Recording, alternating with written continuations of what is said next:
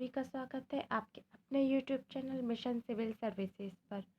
तो जैसा कि हम पढ़ रहे थे हमारे क्रोमोसोम मतलब गुणसूत्र, तो आइए आज हम आगे के इसके बढ़ते हैं। तो देखिए, मैंने आप लोग को बताया था कि जो मेल में होते हैं, मेल में गुणसूत्र होते हैं, मतलब एक मानव में 44 होते हैं, लेकिन मेल में बात करें तो XY होते हैं, ठीक है। और फीमेल में बात करें हम तो XX होते हैं, ठीक है। अब हमने मानव का तो पढ़ लिया था, लेकिन हम कुछ जीवों के क्रोमोसोम पढ़ते हैं। जैसे कि जीवाणु में 1 होता है, मटर में 14 होते हैं, प्याज में 16 होते हैं, मक्का जो होता है उसके 20 होते हैं, टमाटर के 24 होते हैं, मेंढक के 26 होते हैं, और नींबू के 18 और 36 जो कि छोटा बड़ा होता है। मानव में हम पढ़ चुके थे 46 क्रोमोसोम होते हैं, जो कि 23 के पार्ट में डिवाइड होते हैं, ठीक है। आलू के 48 होते हैं। ये वाले याद रखिएगा, इनके गुणसूत्र मतलब क्रोमोसोम कितने होते हैं, क्वेश्चन में आ सकता है ऐसा कि जैसे कि मटर के कितना होता है क्रोमोसोम, जीवाणु का कितना होता है। आगे बढ़ते हैं हम। केंद्रक अम्ल मतलब न्यूक्लिक एसिड, यह 2 प्रकार के होते हैं। जो हमारा केंद्रक अम्ल मतलब न्यूक्लिक एसिड होता है वह 2 प्रकार का होता है, एक डीएनए होता है और एक आरएनए होता है। बात करें हम डीएनए की, डीएनए का फुल फॉर्म होता है deoxyribo nucleic acid, deoxyribo nucleic acid. कभी कभी डीएनए और आरएनए का फुल फॉर्म भी पूछ लिया जाता है, तो डीएनए का याद रखिएगा डीऑक्सीराइबो न्यूक्लिक एसिड। यह कोशिका के अंदर केंद्रक माइटोकॉन्ड्रिया में होता है, यह कोशिका के अंदर केंद्रक माइटोकॉन्ड्रिया में होता है तथा क्लोरोप्लास्ट में भी पाया जाता है। कोशिका के अंदर जो माइटोकॉन्ड्रिया और केंद्रक होता है तक क्लोरोप्लास्ट में भी डीएनए पाया जाता है, ठीक है। इसकी श्रृंखला को पॉलीन्यूक्लियोटाइड कहते हैं। जो डीएनए की हमारी श्रृंखला होती है उसकी श्रृंखला को क्या कहा जाता है, पॉलीन्यूक्लियोटाइड कहते हैं, ठीक है। डीएनए की एक टर्म मतलब फेरा की लंबाई 34 होता है, ठीक है। कितनी होती है, 34 डीएनए के एक टर्म की। डीएनए के एक टर्म में 10 न्यूक्लियोटाइड होते हैं। डीएनए के एक टर्म में कितने न्यूक्लियोटाइड होते हैं, 10 न्यूक्लियोटाइड होते हैं। प्रत्येक न्यूक्लियोटाइड के बीच की दूरी 3.4 m होती है, ठीक है। डीएनए की संरचना डबल स्टैंडर्ड होती है। अगर हम बाई चांस हमारा क्वेश्चन पूछा जाए कि डीएनए की संरचना कैसी होती है, तो डीएनए की संरचना डबल स्टैंडर्ड होती है, ठीक है। जिसकी खोज किसने की थी, वाटसन एवं क्रीक ने की थी, जिसकी खोज वाटसन एवं क्रीक ने की थी।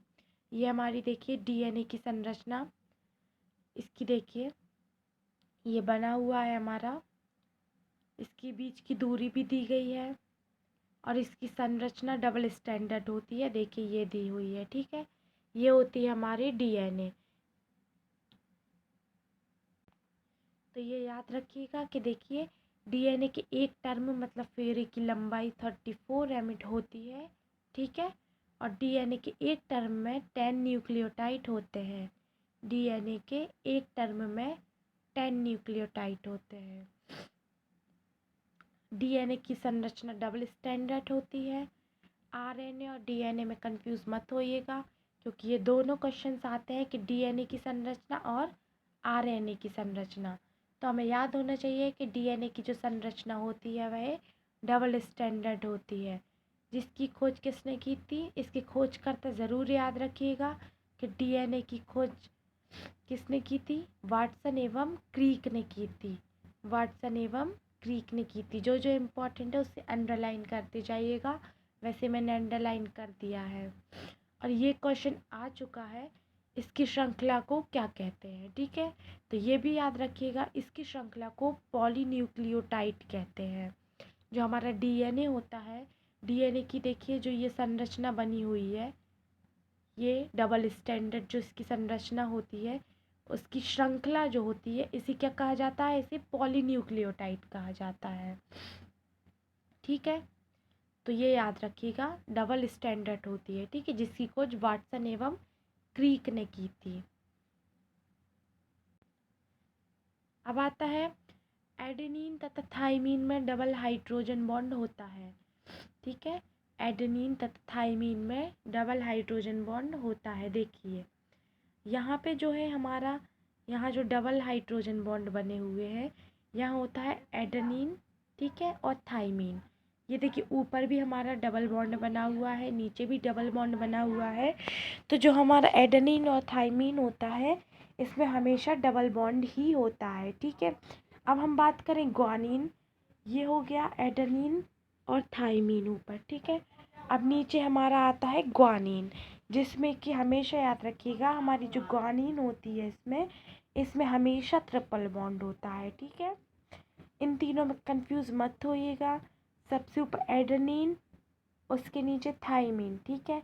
अगर क्वेश्चन आता है एडेनिन और थाइमीन में कौन सा बॉन्ड होता है, सिंगल, डबल या ट्रिपल बॉन्ड, तो हमें कौन सा टिक करना है, डबल बॉन्ड, क्योंकि हमारा जो एडेनिन और थाइमीन होता है उनमें ये डबल बॉन्ड ही पाया जाता है। अब बात करते हैं हमारी ग्वानिन, सबसे नीचे होता है हमारा ग्वानिन, मतलब इसमें सेंटर मिड पॉइंट में। तो मिड पॉइंट में यहाँ पे हमारा बीच में जो होता है, यहाँ पे हमारा ट्रिपल बॉन्ड ही पाया जाता है, ठीक है। याद रखिएगा यहाँ पर हमारा ट्रिपल बॉन्ड ही पाया जाता है, इस पॉइंट को याद रखिएगा, ठीक है। एडेनिन तथा थाइमीन में डबल बॉन्ड होता है, डबल हाइड्रोजन बॉन्ड होता है, ठीक है। मतलब एडेनिन तथा थाइमीन में डबल हाइड्रोजन बॉन्ड होता है। और बात करें अगर हम ग्वानिन की, तो आप यहाँ पे दे सकते हैं ग्वानिन में हमेशा ट्रिपल हाइड्रोजन बॉन्ड ही होता है, ठीक है। ये क्वेश्चन बहुत बार आ चुके हैं, तो इन्हें ध्यान से पढ़ लीजिएगा। स्पेशली ये क्रोमोसोम तो ज़रूर पढ़ लीजिएगा, इसके आ चुके हैं इसलिए मैंने मेन पॉइंट ही लिखवाए हैं, ठीक है। मिलते हैं हम नेक्स्ट वीडियो में, बाय, सी यू।